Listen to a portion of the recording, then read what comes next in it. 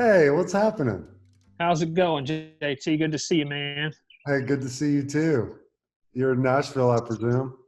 Yeah, I'm at home, just we're about 20 miles outside of town, out in the That was my, sunshine. yeah, that was my first question. If you guys had hustled yourselves out to the country by now, I suppose you would have.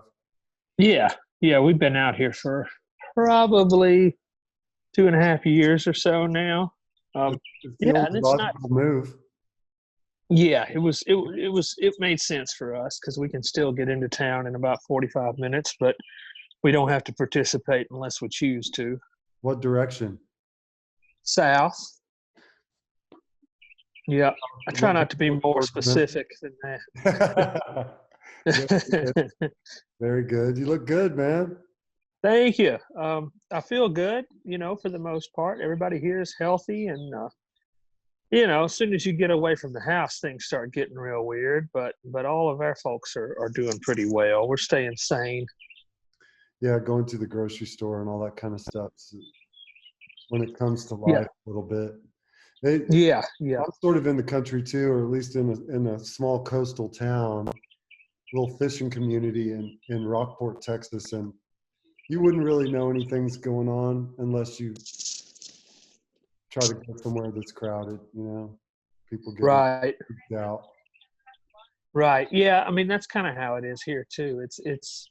When we're at home, we're far enough away from the neighbors where we don't really see anybody at all. But I go out every Saturday and go get groceries and pass a lot of groups of people that frustrate me a great deal.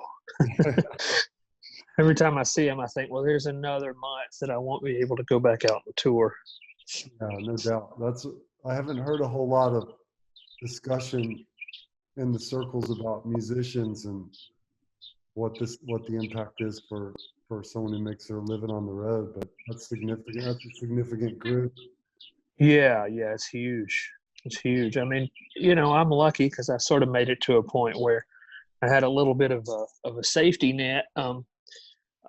Unlike a lot of people in town, I mean, there's going to be some people who just have to go back into the workforce and can't continue trying to tour and play. Because if I hadn't gotten to this point, I mean, if this had happened 10 years ago, I probably wouldn't be able to keep it together. I would at least have to like start over and get a new crew and a new band, or go out and tour solo acoustic for a while and do that kind of thing. Hopefully, if it doesn't last too terribly long, then I'll just be able to slide back into my old routine. But who knows? Who knows what's going to happen? What was the timing for you? Did you have a tour plan? Were you in the middle of one, or were you working Yeah, I on was your album? home. Okay, you were on I the, was home, and I was planning on going out a little bit now and a little bit in May, but mostly in June. Most of our touring started in the second week of June. Um, and most of it's going to be pushed back now. But it wasn't like we missed a whole quarter, at the first of the year or anything. My wife was actually in the middle of a tour, and she was coming from Canada into California right when they shut down all the gatherings in California. So she just had to ride home, and she didn't want to fly her band back and get everybody on a plane and risk getting infected. So they just rode back. It took them about 4 days to get back home, and then once they got here, everybody had to quarantine. So yeah, I guess that's over a month and a half ago. does Nashville have a lot of it going on? Is there a lot of sick people up there, or not so much? Yeah, it's been pretty heavy in Tennessee. Davidson County, which we're not in, but it is the neighboring county to the north, and that's where the city is and stuff. They've had a lot of deaths, and still I think our infected, the number in the state was up yesterday from the day before. So I don't know if we've actually peaked yet or not. Such a trippy deal, man. Yeah, it is. And I mean, we lost John Prine, and that by itself would be enough to consider it a tragic set of circumstances. That's a That sad would be part. enough. Yeah, if that guy could have got a few more years, I'd stay in the house for the rest of 2020. Right. That's a good point. I wonder what, like if, well, who knows? Bless his heart, man. Here's to that sweet, sweet soul. Yeah, yeah, Uh, one of the best, that's for sure. Just people in general. well, enough of all that talk. Yeah, And I hope you got an album coming out soon? I do. May the 15th, the album will be out. Yeah, we're gonna Oh, just go reunion, ahead and put right? it out. Called Reunions. Yeah, and then on the 8th, a week before the release, it comes out for people who have placed an order through an independent record store. Because a few weeks ago, I was seeing people online. They're asking me, "Well, why don't you just go ahead and put the album out? Because we need something to listen to." And I thought, well, if I did that, it would be kind of another small nail in the coffin for all these independent record stores that have been dealing with difficult times. So, rather than just put it out on streaming for everybody, what can I do that'll help them sell some out of their shops? And I thought maybe if I put it out a week early for them, people will buy it that way. And I think it helped somewhat. I know Grimey's here in Nashville sold about 500 of them in an hour right after we announced that. So, doing a little bit here and there to try to help keep the small businesses open. That's pretty thoughtful. That was another component of the whole thing I was kind of considering for my music friends, is that touring has kind of stepped back in as the breadwinning. Yeah. But like, people kind of share their music and they don't necessarily buy albums and stuff like they used to. So bands have to pound the road. And so Yeah, that's a they pretty do. thoughtful thing. And yeah, and it's also kind of scary right now for a lot of the venues, a lot of the independent venues. Because what are they going to do? They don't have a safety net where they can take a few months off and then go right back to, putting 400 or 500 people in the room and make their money back. A lot of those places won't reopen. So yeah, it's dangerous right now for anybody who's not in the mainstream. And for a lot of people who are, but for the most part, I think you're going to see a lot of musicians who, have to work really hard to make a living, just have to figure out something else to do. And that's going to be a shame for all of us because, probably like me, you listen to a lot of music that's not necessarily getting played on the radio every 45 minutes. Yeah, I haven't listened to the radio in a long time. I've kind of gotten back on the vinyl kick. Oh, good. For about 10 years. I inherited a big stack of records when my dad died a long time ago now, 97. And I pretty much just kind of just kept them. But I finally it's not even a very good stereo. It's just one of those little box, almost like a schoolhouse record player you could fold up like a suitcase. Yeah. It just sounds better and it's more fun. It's more fun for sure. You have to actually participate in it. I like having to get up and turn the record over, and I like going through and looking at all the, bindings and figuring out what I want to listen to. And it's just it's more of an activity than just putting music on in the background to do something else. We still listen to vinyl here at the house too. You represent a sensitivity about the South, man. A real compassionate, sort of sophisticated view of what it means to be a Southerner in the United States. I feel like, well, you make me real mad too, because there was one point where I thought like maybe I was going to be a songwriter, and it's guys like you. Man, don't put that on me. You got much more frustrating examples than me to look at, my friend. This turns into a deep compliment, really. The imagery that you bring forward that represents, you could go back to Speed Trap Town and Alabama Pines, but even like I got a sneak peek at the new record, and Dreamsicle and Only Child, I believe it, Only Children. Mm-hmm. God, man, how do you do that? And has it gotten harder or easier without alcohol in your life? It's gotten harder, but that's because I wanted it to. I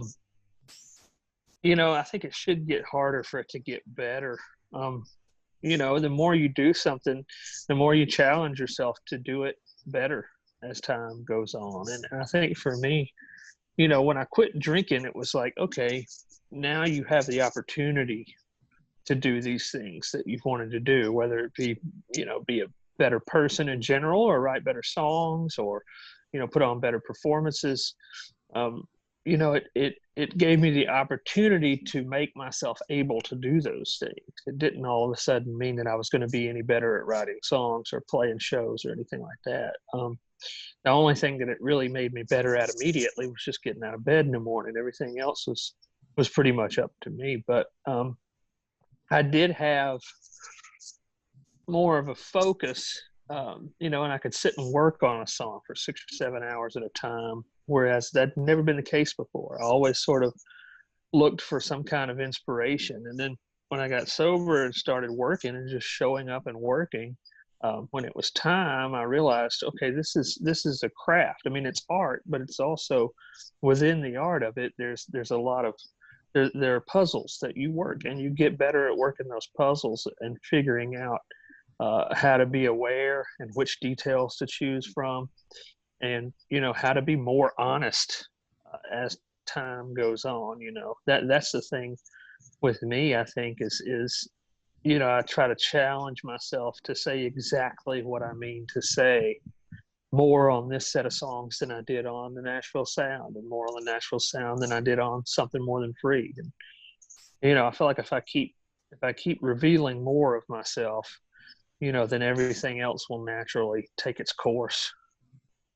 I can understand coming up with the message I'm trying to convey, but it's pretty incredible to me how you're able to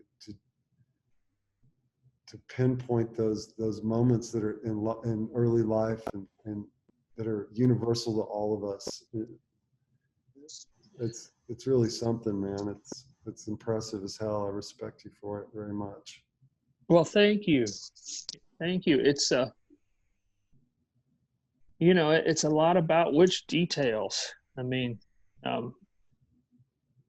I think when it works, it works because there's an anchor, and there's like in Dreamsicle, you have an anchor, you have a positive image, you have something that is not painful to return to. You have like a summer night, you're having a popsicle in a chair being a kid, So then when you take all the heavy stuff that character's dealing with, I think he's able to stay there in that place longer, because there's a positive memory for him to sort of hold on to, and for the listener to hold on to. It's like, you have the fact that there are good things that happen even in the darkest possible days of your life. Like a little kid, when his parents are, fighting with each other and the house is splitting apart, the chorus of that song is still about something that's like a little small piece of something beautiful. And I think I try really hard to ride that line between, what people call sad songs, which I think is just kind of an easy way to dismiss something that's psychologically heavy.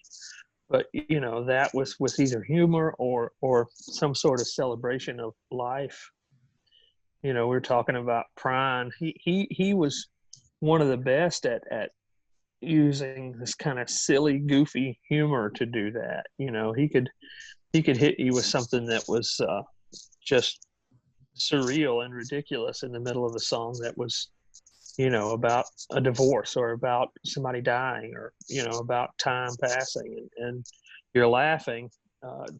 Too often in his songs, you're laughing, and you don't really get the opportunity to cry. So it's like that's a win. That makes you want to go back and listen to it over and over and over. Yeah, he cushioned the pain very well. Mm-hmm. And what's typical for someone with your writing ability is just being able to sort of barely get by on the upper 3 frets enough to convey the message, but also somebody that's just like a smoking fucking guitar player too. Which came Thanks. You played a lot as a very young boy, right? Didn't Yeah. Your grandpa and your uncle get you all going on mandolin and stuff like that on the porch. Tell us how you became a musician and then a writer. Well, my granddad was a Pentecostal preacher, and he had two kids, my dad and my Uncle Phil. And my dad didn't play any instruments, but my Uncle Phil played the guitar. And he was probably, I would guess Phil was probably 14 or 15 when I was born. So, close enough in age to where we hung out a lot when I was growing up. Right.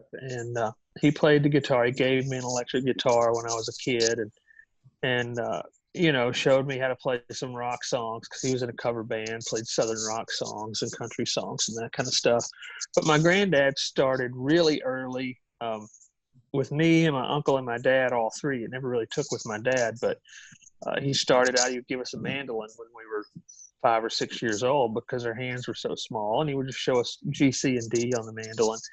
And then when I got probably 8 or 9 years old, he would hand me his acoustic guitar, and I would play rhythm. He would play what he called a lead instrument, like mandolin or banjo or fiddle or something.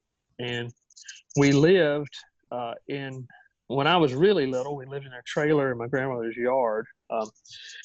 And then my uncle lived in the backyard in another trailer. So my grandparents had the house in the middle, and then it was kind of a little like redneck compound. And then when I got up probably 3, 4 years old, we moved away to a house that was just a couple miles down the road. So my parents would take me to hang out with my grandparents and my uncle when they were working.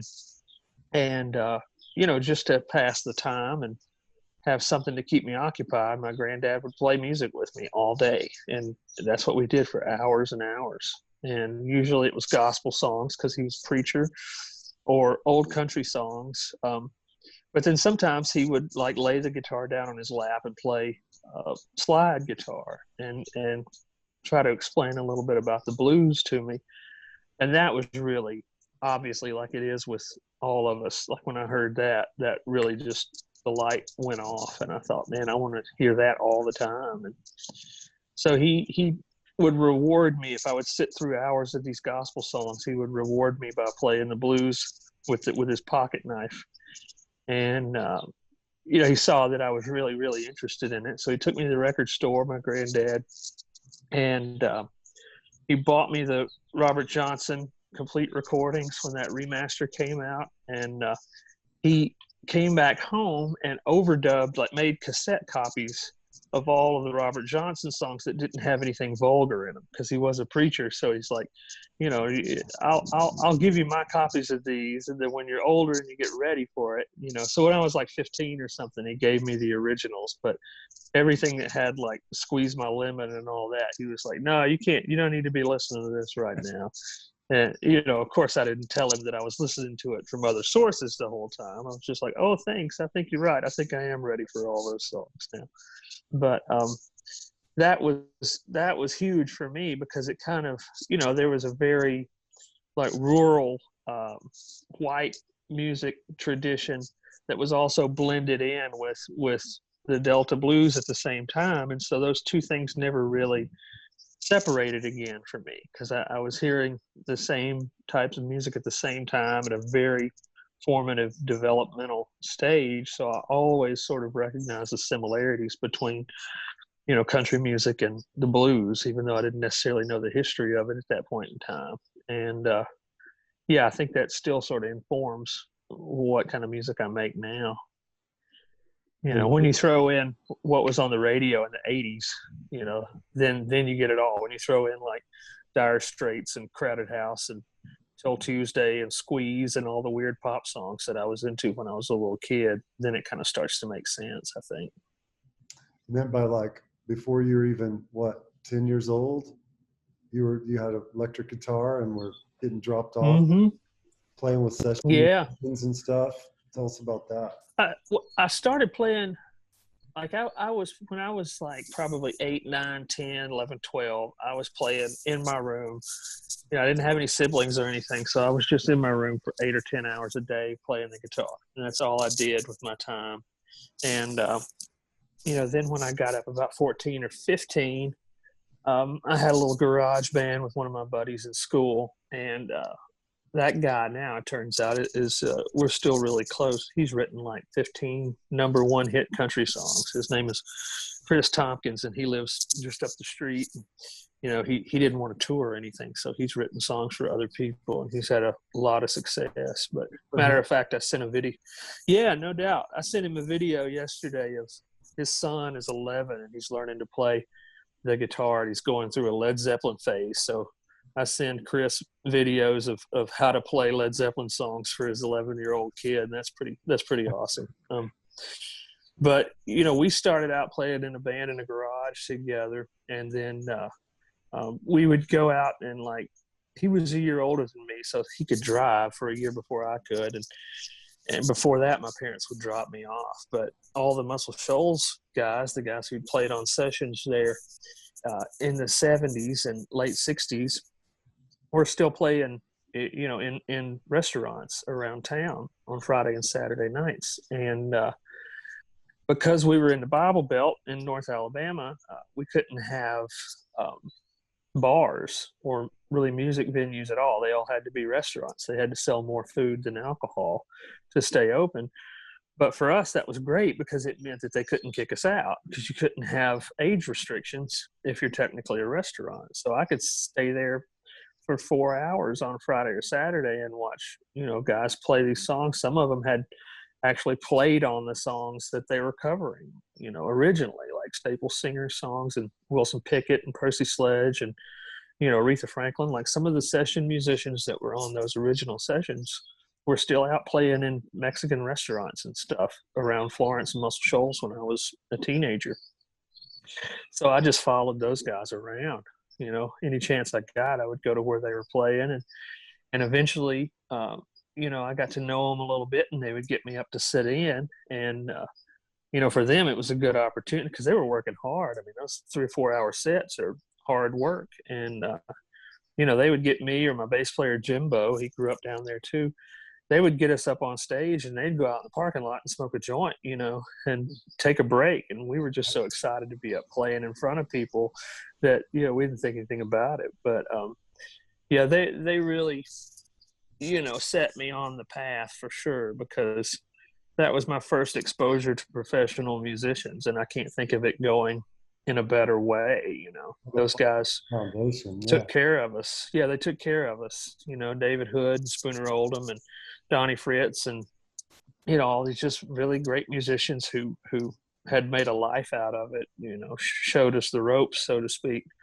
And they didn't have to. I remember somewhere in my 20s, it just occurred to me one day that was not part of their job. You know, they just did that because they wanted to. So I owe a lot to those guys.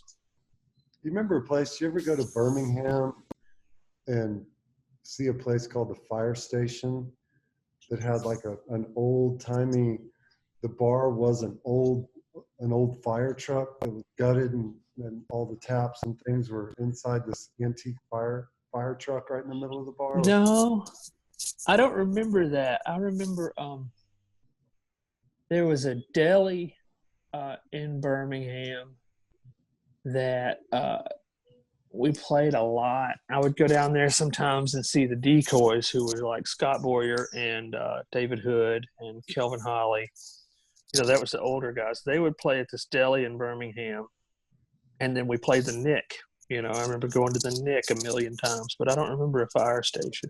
That might have been before I was old enough. Might have closed down. I used to go, Towns would often gig there, and I would drive from Nashville to Birmingham and go to the Fire Station. Oh, okay. And they'd let See, I couldn't. If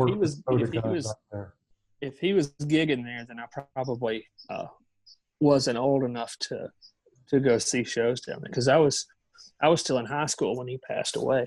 Yeah.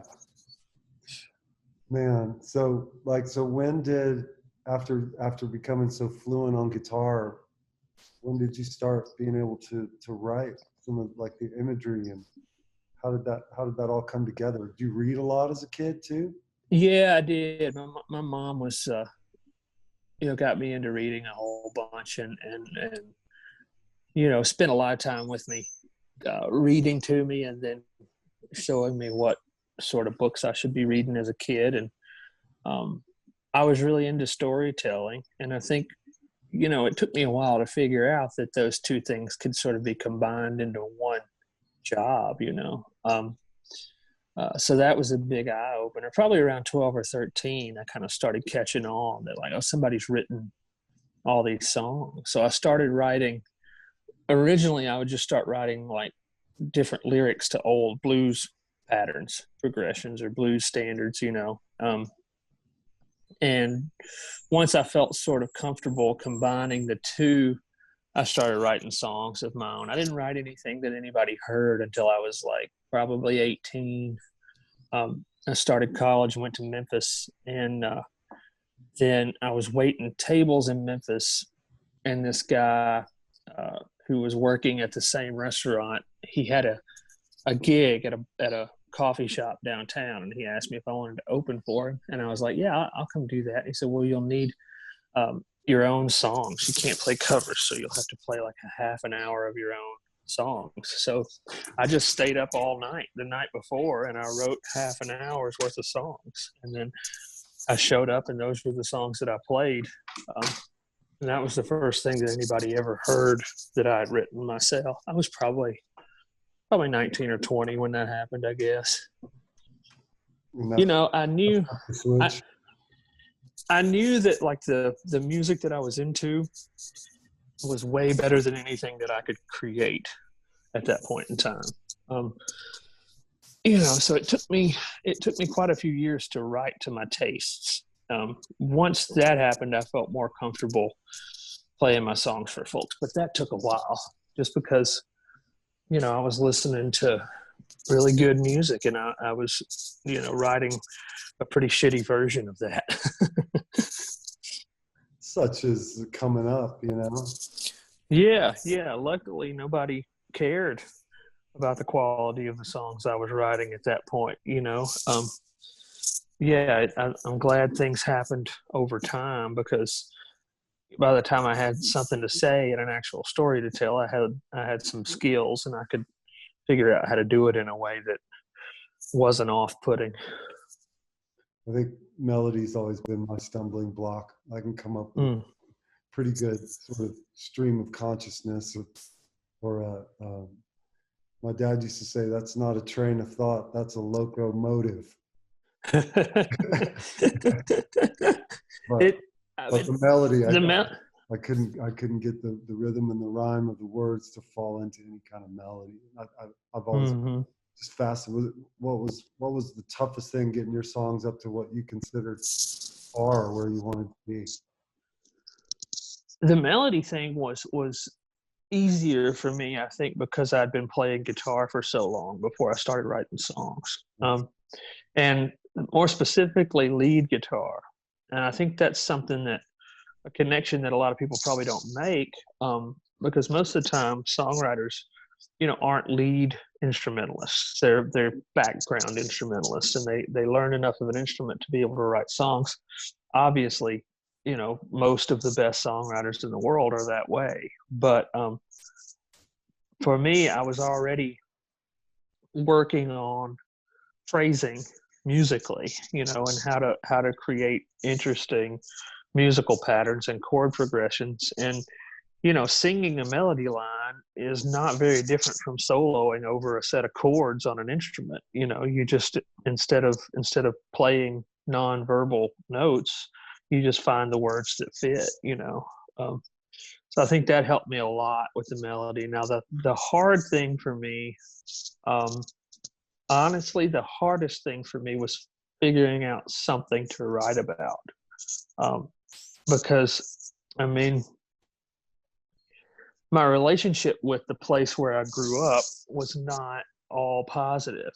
There were a lot of really, really positive things about it. And I try really hard to paint that, growing up in Alabama, growing up in the deep South, I try to paint that in an honest light and explore it as much as I can. But I did not want to write songs about growing up in Alabama when I was 20 years old. And that was all I had that was worth talking about at that point. But then when I joined the Drive-By Truckers, I got really lucky because they were older than me, by pretty much by a generation, close to it, and they were already working on within this sort of um, realm or rubric of discussing the Southern experience in a way that was very progressive. And they spent a lot of time talking about the duality of the place and exploring the kind of more complicated themes of being from the South and still disagreeing with a lot of the people that you grew up around. And when I had that, I was able to write songs for them that I thought worked from early on, because I had a path. I had a theme to go from. I didn't just have to sit down with a blank piece of paper. I sat down and wrote Decoration Day and Outfit for the truckers early on, because I thought, well, what do I have that I can talk about? I can talk about my Southern family, talk about my dad. I can talk about my mom's great uncle, and I can talk about family feuds and about the advice that my dad gave me growing up. And that gave me something that was enough of a story to where it wasn't just an exercise in songwriting. What did they do when you sprung those on them? How did that feel for you? What was the reaction when you played Decoration Day? Decoration Day, I wrote that on Joe Swank's porch. Joe Swank was living in Carbondale, Illinois, and he was working for Bloodshot Records, independent label out of Chicago. And I got up before everybody else did and wrote that. And then the first person to get up was Earl Hicks, the bass player. And I played it for him, and he didn't like it at all. He said, man, I don't think that song's going to work with our band. And Earl was a bit of a curmudgeon, probably still is, wherever the hell he is now. But I wasn't crestfallen, because I thought, I'm going to wait to see what Patterson says, because he's kind of the boss around here. And when he got up, I played it for him, and he was just blown away. Now, he had heard a couple of my songs before, but he'd never heard anything that I wrote specifically for that band. And, they wound up naming the album after that song, which for me was a huge deal, because that was the first real album I had ever been on. And it was named after one of my songs, even though I'd only written 2 of the songs on the whole record. So from the start, I felt like I was given a lot of respect, from Patterson and from that group, even from Earl. He just didn't like that song. The bass player doesn't have to like every song. He just has to play every song. Were you already living pretty hard when you joined that band? Is that already your lifestyle, or was getting on the road with them kind of what started? Getting on the road definitely got that going. Yeah, it was. I'd been in college, and I drank once or twice a week pretty heavily, like most college kids do. But I don't think I was physically addicted to anything other than cigarettes at that point. But then when I joined that band and went out with them, they were quite a bit older than me, and I was also, the way I had grown up was a little bit behind the times, so like I'd never flown until I joined that band. Never been on an airplane until I flew with them from Atlanta to Amsterdam when I was 22. So I didn't really adjust as quickly as I could have, and that had a lot to do with it. I was very often a little bit lost in all of the ways that you can imagine. And I was getting a big dose of the big world. So at first it started out as a fun thing, like, we're having a good time. We're in a rock band. I'm going to keep up with you guys and prove to you that I'm, a man, or whatever nonsense you tell yourself when you're 22 and from Alabama. And over time it became a crutch, and then it became a disability, but that took a while. Yeah. Did anyone in your family prior to you drink that hard? No. Certainly not. No, I didn't. No, certainly not. My dad didn't. My uncles or anything like that. I didn't have a genetic predisposition toward alcoholism, and honestly, I think that's a big part of why I've been sober for 8.5 years and haven't slipped, because I know a lot of people. Thanks. I know a lot of people who try so many times, and most of the ones that I know that struggle with it the hardest are people who, are the children of alcoholics or grandchildren, or they just have a history of it in their family. So I got really lucky in that respect. So it started and it kind of ended your time with the Truckers. Was that the primary reason you left the band? Was because you got out of Yeah. They blessing couldn't. What'd you say? Sorry, a blessing in disguise, but probably not apparent to you at the moment. I imagine that was no pretty difficult news. It was a really painful time, and they couldn't work with me at that point, and I wouldn't put up with it now. I mean, if somebody in my band was acting like I did in those days, I would not put up with it as long as they did. So I understand. But yeah, at the time it was, it was difficult. It was really difficult. And it caused me to, go even farther down. It was a few more years after that before I got sober. And those were the really tough years. You think the years when I was drinking and touring with the Truckers were bad. It was the first couple years with my own band that were really dangerous. Because I kind of had to start, not necessarily from scratch, but I had to take a whole lot of steps down the ladder, go from touring in a bus to touring in a van again, and loading their own gear in and out and play into rooms when sometimes there wouldn't be many people there. And, so I thought, well, if I'm going to get up and enjoy myself tonight, I'm going to have to augment my reality a little bit. And yeah, as you can imagine, that leads to a dark place. It did for me. How'd you keep it together? Just music was just a strong enough presence in your life to keep you from just locking yourself away somewhere, I suppose. Yeah. Your ability to keep going. I think of all the ways that I have been fortunate, probably the way that I got the luckiest was in how much I loved making music. Just from the start, I just loved it so much that, if I saw that becoming a threat, I would pull away from whatever was threatening my ability to make music. And that's not to say that I was good when I was hammered, because I certainly wasn't. There were a lot of times when I played terrible shows and didn't live up to my own expectations as a songwriter. But I always had that, music always stayed really high on my priority list. Even when I was just a disaster, it was still very important to me to still be able to play shows and to go get back on the road and go tour and to make records and to keep working. And, that at the time it was kind of a badge of honor, but now I see it as something that I'm really, really grateful for, because that, definitely kept me alive long enough for me to realize I needed to make some changes.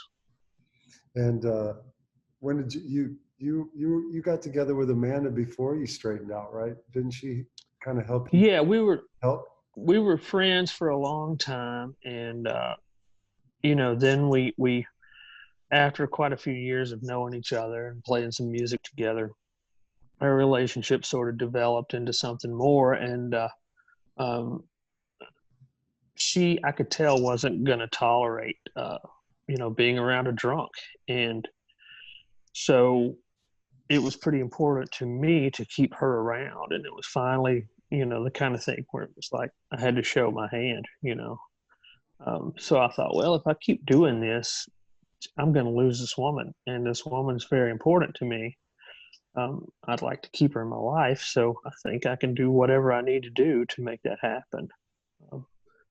And after a while, I mean, you can get sober for somebody else, but you have to stay sober for yourself, or it won't take. So after a while, I started kind of seeing the results of changing my life. But at first, it was just, she's going to leave me if I don't quit drinking. So I'm just going to quit drinking, just like just like a lot of old cowboys, the lucky ones. Did you have some physical, like the full deal?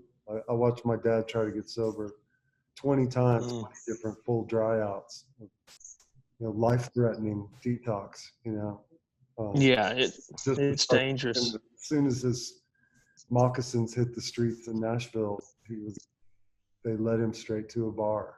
But for you, like, did you have to go through kind of a medical experience to get away from it? Yeah, I did. I went to a hospital for a night, and then I went into rehab, and they have like their own version of a hospital room there where I was hooked up to an IV and taking like Valium and keeping my fluids high and checking on my vital signs and everything every hour for 2 or 3 days there. That period's a little bit blurry because I was having some physical withdrawal symptoms. So yeah, that was a painful experience, but it helped that I wasn't at home trying to dry out, that I was like actually in a facility, and for me to get up and walk out, it would have been just a little bit past the level of what I'll tolerate from myself. It was just enough accountability for me to say, okay, I'm going to look like a real asshole if I get up and pull these wires out of my arm and walk out of this place. People did it all the time. People did it while I was there in rehab, but I don't know, something about how I was brought up made me think, well, you've committed to this, so you're gonna stick it out. I think a lot of that was, like we were talking about before, though, I didn't inherit it from anybody. Mine was all a product of my environment and my decisions. The genetic stuff is real. It's real. Yeah. So you get your guitar back in your hand. Now you're a sober guy. How'd the process change for writing and playing and all that? Did it just, like you said, just felt a lot cleaner, a lot easier, just uninterrupted focus? The work, yeah. The quiet, like solitary work, definitely was more focused. But man, performing was terrifying because, like, going out on stage, I had played sober maybe one time in the 10 years before I quit drinking. Like, I remember one night when a friend of mine had just gotten out of rehab and he was there, and I was like, I'm gonna play sober tonight, for this dude, because he doesn't need to be around. That was the only time that I recall playing sober for a decade. So, it's like, what the fuck is going on? What do I do? This is terrifying. How was I doing this the whole time and not shitting myself? That took a lot of getting used to. But then after I did it for a while, it just, it sort of snapped back into place like muscle memory or something. I was like, okay, I've done my homework. My memory still functions. I can still do these songs. And very much in control on stage. I've seen you recently. You look very comfortable. So it's all. Yeah. Nowadays, I'm more comfortable on stage than I am anywhere else, really. But I think that something that sort of coincided with me getting sober, and I mean, I'm sure these two things worked hand in hand. It wasn't just a coincidence, but when I got sober, I was able to kind of let go of this idea that I needed to work to entertain the audience. Because I was before that, I was kind of anxious on stage thinking, are they enjoying this? Are they having a good time? Some of the things that I learned through the process of sobering up were, you can't control how other people are feeling, and most of the time they're way less judgmental of you than you assume. Even if you are on stage and they've paid to get in to see, if they don't like it, they can leave, and they probably will if you're boring them. I mean, I've walked out of shows myself over the years. So when I let go of that kind of idea that I was in control of everything, it made it so much easier to be on stage, because then I thought, I'm just going to make myself happy and play with my band up here and, try to show the people in the audience that I'm having a good time. and not worry so much about constantly entertaining people. Because I mean, what I do may be entertaining, but I'm not really an entertainer. You know, I'm a songwriter and a singer and a guitar player, and if those things are entertaining, great. But you know, Vince Gill just stands there and plays, and Vince Gill's fucking incredible. One thing people don't realize, and from the few times that I've been on stage, for some reason I felt pretty comfortable. But I'm not. It's not because of confidence. I mean, it wasn't my calling, but I feel comfortable. I felt comfortable up there because I was representing, number one, in most situations, my father's music, which I'm very proud of, and Yeah. it comes with a lot of adoration from the crowd, and so they make me feel comfortable and like they're happy to see me there representing that music that they're so emotional I'm sure. about. But the point being, like, I remember you can be playing if you're familiar enough with a song and even putting emotion into the delivery of the lyrics, but you can still pick up on people in the crowd like whispering to each other, or you see that. Yeah, totally. And Yeah. you're still performing, and you're thinking to yourself, what's she talking about? Does she not like that? You know, or whatever. Exactly. You can really slow it down up there once you're accustomed to the process. You're not oblivious to what the crowd is doing and how they're responding. You see it, you know. Yeah, right. As much as you allow yourself to see it, you definitely do. You know, I don't look them in the eye as much as I used to. But I do still try to like pay attention to, like, I have some songs like Elephant that, you know, Dress Blues. I'm not going to do those songs if the crowd is not in a place where I think they are ready to receive those songs. Yeah. Because inevitably there's going to be somebody there that lost somebody in a war. And so if I play Dress Blues, they're going to lose their shit. And if everybody else in the audience is not in the right headspace for that, then I feel like I'm doing a disservice to that person who is, you know. Yeah. And so I try to pay attention to that, you know. And I mean, a lot of your dad's songs have that kind of emotional heft to them where it's like, you know, you're wielding something pretty powerful here, you know, and you really are kind of swinging a hammer at everybody in the audience with some of those songs. Yeah. You know, so you want to look around to make sure they're watching first, you know, in a certain sense, you know. Sure. Yeah. Saw you at Bass Concert Hall. It's been a few years ago, maybe. Time flies these days. Mm-hmm. A mutual friend of ours, Will Johnson, was opening. Yeah. For you guys.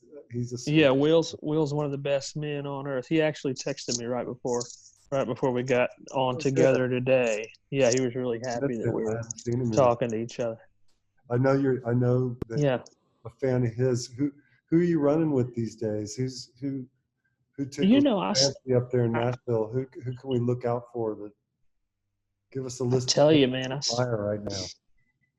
I still talk to Will almost every day. We got a kind of a text message chain going where, you know, Patterson's on there and a bunch of our old friends from Athens, and Brent Best and Will, and you know, it's I try to stay in contact with those guys. Will was one of the first people that I met. Will and Scott Danbaum, who was playing in Centromatic and South San Gabriel with Will, were the first two people that I met on tour. Like, you know, we went out and played in Denton, and they were there, and we wound up hanging out together, and Patterson was already friends with them, so I've known them for 20 years now.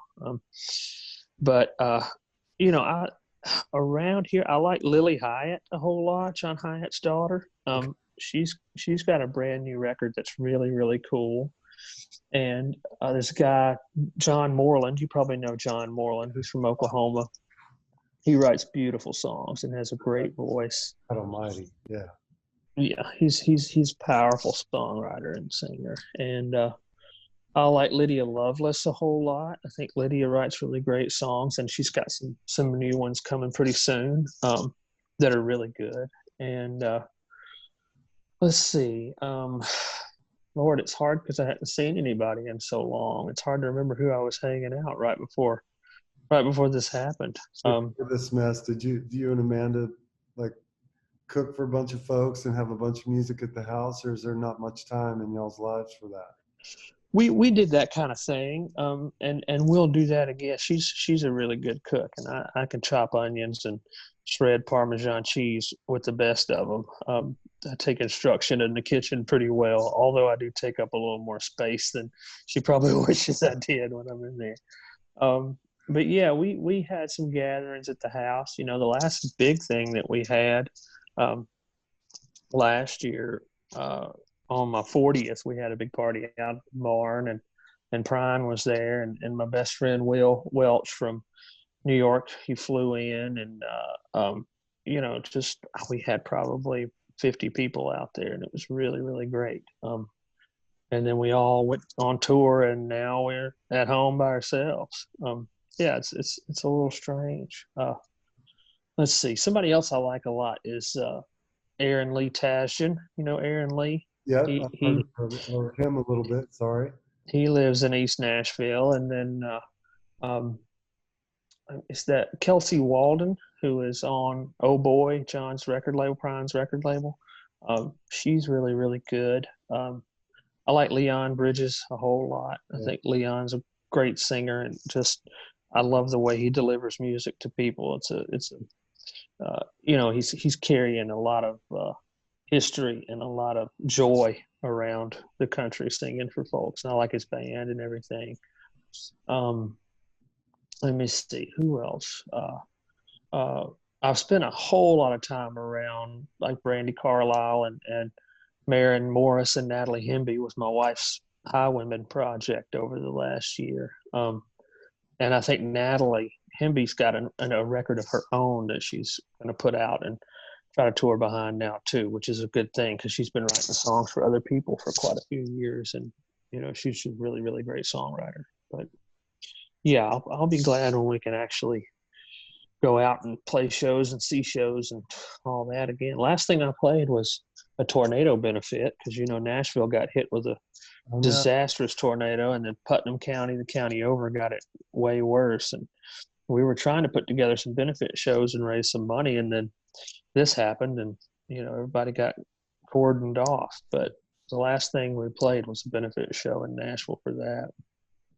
Are there any charities either forced and currently with the tornado damage and or for musicians in particular? Anybody that might listen to this that wants to help keep musical art alive? Yeah, Do you know of anything that we can focus I our do. The my favorite is the Music Cares organization. They work with the Academy, so that you know, same people that give out the Grammys and all that, and it's sort of a wing of that that's devoted to helping out musicians and people who work in the music industry. And you know, they've helped me out before when I went to rehab, and then I've got friends that you know, they helped with dental bills, and if somebody's car breaks down, as long as you're like a professional musician, Music Cares will step in, and they have a new COVID relief fund that Amanda and I have been working to raise some money for. And we've done some live streams from the barn. And then, you know, other than that, we've been sort of splitting our work between local food banks, the Second Harvest Food Bank in Nashville, and then another one in Franklin, which is a little closer to our house. Just because, I mean, obviously that's always, no matter what the problem is, the food bank is always a good place to put your resources if you have them, because a lot of people are having to go line up and get food that haven't ever had to think about such a thing in the past, you know. Yeah, thanks for that. No, I appreciate it. Mm. So, you know, Nashville, being from Texas and spending most of my early life in Austin, my dad moved to Nashville, back to Nashville in '85, and I went up there a whole lot. His youngest children, my brother and sister, are in Nashville, and I don't make it up there a whole lot. But for a lot of my early adulthood, I was I didn't fit into that town, and it was kind of during the commercial kind of country of the 80s and 90s, where it was super poppy and money driven, and it lost a lot of at least my attention. I kind of like, Mhm. after Keith Whitley, there was a big gap, and certainly Yeah. the truckers and you, and then afterwards, like the onset of like, Sturgill and all the folks that are coming in behind him. It's super inspiring again. Does the commercial scene, do the powers that be in Nashville, do they recognize that? Is that starting to shape things away from that sort of plastic era of country music? I want to hear you tell me it is, but I don't. Well, I don't know that they're coming around to our way of thinking, but I definitely feel like the talent and the revenue that they generate helps people like us. Like, for example, when I first moved to town, there was a producer that I worked with on a lot of stuff, and he was producing like really indie records. He was doing like Lamb Chop, and he did a Candy Staten record. A guy named Mark Nevers, really incredibly talented engineer, and he lived over in East Nashville and recorded in his house. And he had come from Music Row, and he had worked with all these big name artists, engineering, producing. And he said he got tired of people not remembering his name, so he started working with independent artists. And it occurred to me then that he never would have come to Nashville and started working if it wasn't for the big money. And as much as I don't want to listen to that music, that guy came and got what he came for, and then decided he wanted something else that the city still had to offer him. So I do think that, if it wasn't for the plastic glitzy Nashville, we wouldn't be able to have such a vibrant independent scene here. I just don't think it would work. That being said, I thought maybe they were starting to pay more attention to us, but then they booked the ACM Awards on the same night as the Americana Awards. That just happened yesterday. They announced that, and I think if they were paying any attention to what's going on the left side of the tracks, they would have known better than to pull that kind of shit. So we'll see. I'll keep on just sneaking pieces of bread off of their end of the table and going back to the closet with my buddies as long as I can. I like it. That's a refreshing perspective on the resources that industry pulls into Yeah, I mean it happens, and sometimes there's a songwriter like me who the fact that a song like "Cover Me Up," a lot of people in that world, in the more popular country world, have started covering that song. And anytime something like that happens, it gives me more freedom to make the kind of music that I actually want to make. I was that way with the Star Is Born movie when they used one of my songs for that. It was like, this gives me an opportunity to go a little bit longer and still continue to do what I want to do. So, and I know your dad had some big cuts by very successful artists, and maybe it allowed him to feel a little bit more comfortable to be himself sometimes and write the songs that might not ever turn out to be hits. Or at least buy a houseboat. Yeah, houseboat, or remodel them. For me, it's guitars, man. That's the bad one for me. I mean, there are worse things to buy, but what is this? I don't know. You want to talk about it, and we can edit anything you want out of here. But don't you have? Oh yeah, I don't mind. Pretty special relic of some guitar that was the Sweet Home Alabama was written on, or something. What's the story on? Well, the guy who oh, hold on. I think I got another call coming in, JT. Let's see. Figure it out. Let me see here. All right, so I've got another interview starting now. Okay. Do you think we got enough? Are you good? Let me ask you one more question. Something I'm really, okay. If you have 1 minute. So the South you and I are from, I feel like your writing represents it a lot better than I can articulate in this question. But there's a deep pride and love for the beauty and the pain and the history of our culture and the southern states of the United States of America. what is it that continues to give you hope and inspiration about the South? And what is it, if you could, in the minds of the people, change and alter to something more positive?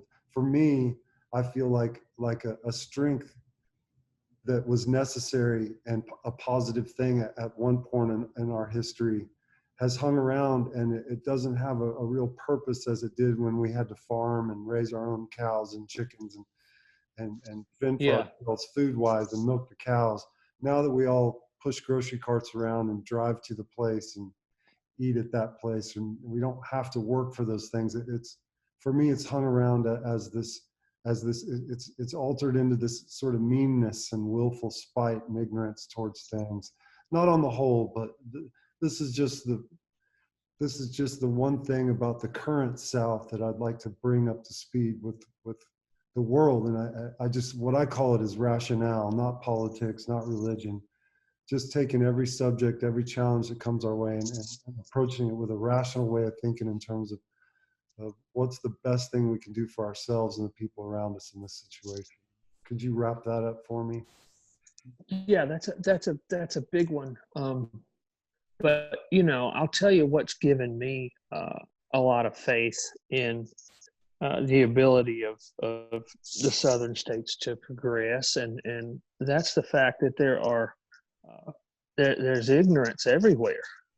And all of those stereotypes that were applied to me and my family growing up, I get out on the road and we're somewhere in Michigan, and I'm in a truck stop, and I notice that they have like white power books on tape in a truck stop in Michigan for the truck drivers to check out and take back to the next truck stop, listen to in their truck. And there's all these like Aryan hero books. And I was amazed because I thought that those kind of attitudes only existed in the place where I was from. I'd always been taught that was, dang it, sorry. Well, you're there. I had a 6 o'clock. So, I'd always taught that those were our problems. And when I realized that they were everybody's problems, it changed my perspective. And all the places that have learned how to retrain themselves, not just in a workforce perspective, but retrain themselves when it comes to what they're proud of.